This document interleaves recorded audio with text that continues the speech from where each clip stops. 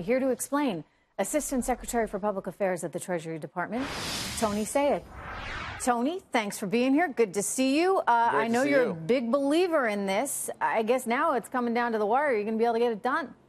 We certainly are. We feel very well positioned, Trish, because as Mark Short indicated in the clip that was just played, we feel very good about the fact that all these senators are working through important issues, but want to get to a point where we do deliver the American people the greatest tax reform in 31 years. The system's broken.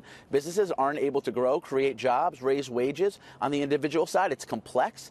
It's kind of backwards in many ways. It doesn't help the average American family, certainly, and that's what we've been focusing on. And, we're very encouraged because 9 of the leading economists in the country sent the Secretary of the Treasury, Steven Mnuchin, a letter. It appeared in the Wall Street Journal, where they confirm what we've been saying all along, which is you experience significant economic growth with what we're trying to do with tax reform that's in front of Congress right now. And that helps every American. That helps businesses grow and individuals succeed and expand economic opportunity, Trish, so more people benefit from the American economy. We've been stuck at suboptimal growth. We're changing that. We want 3% growth. Everybody wins with that. I think you got a good shot at it. I like the idea of corporate taxes going down. I like that a whole lot, Tony, and I've made that very clear.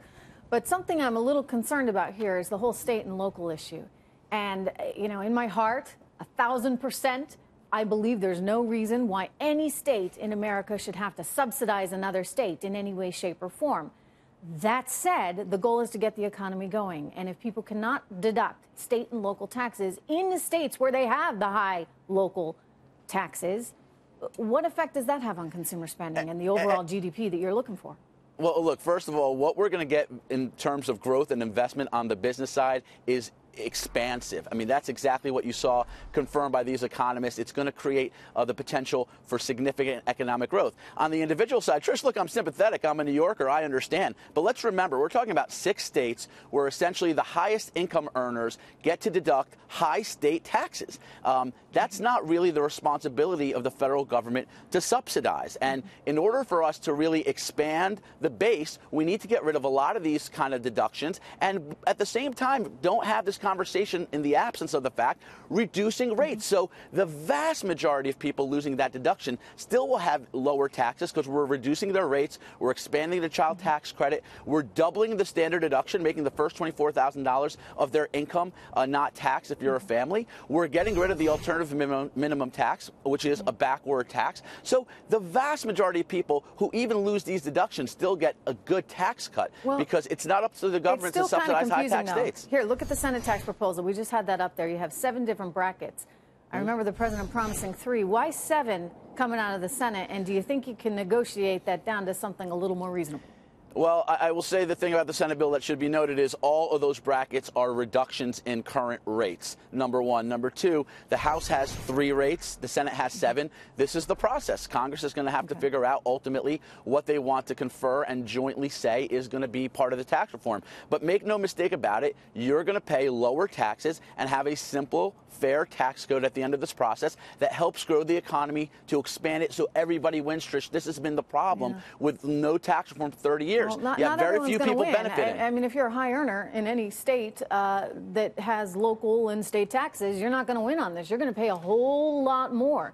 So people in New York and New Jersey and California, and then, hey, down in Texas, they deduct their property taxes. They're not going to be able to do that anymore, Tony, under this plan. Well, Trish, 6 states have that problem. You're talking about basically 44 other states that don't necessarily have that deduction available to them. We're sensitive to that. There's a version in the House bill. Taxes, right? There's a version in the House bill that clearly makes it such that there's some mitigation to that. We'll see what they come up with in the Senate. But look, at the end of the day, you're really talking about very few high-income earners in high-tax states who may not get the same tax cut that a middle-income family gets. And we've made it the point and priority all along. But the high-income earners are the ones paying all the taxes, Tony.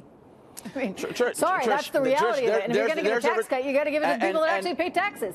And the vast majority of Americans are going to get a significant tax cut here. And the loss of that deduction is because they live in a high-tax state. Complain to the state government that gives you a 9% income tax like in New York and a 13% income tax in California. The federal government is given basically morphine drip in this subsidy. We need to expand the base. No, and that does need to change. I've got a suggestion for you.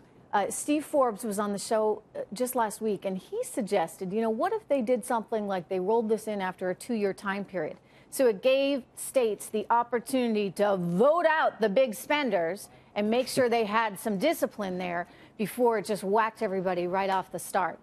So just something to consider. Anyway. We've been very sensitive to a lot of those mitigations, and I know Congress is considering a lot of different things. Do you think it's going to happen? I mean, before year end?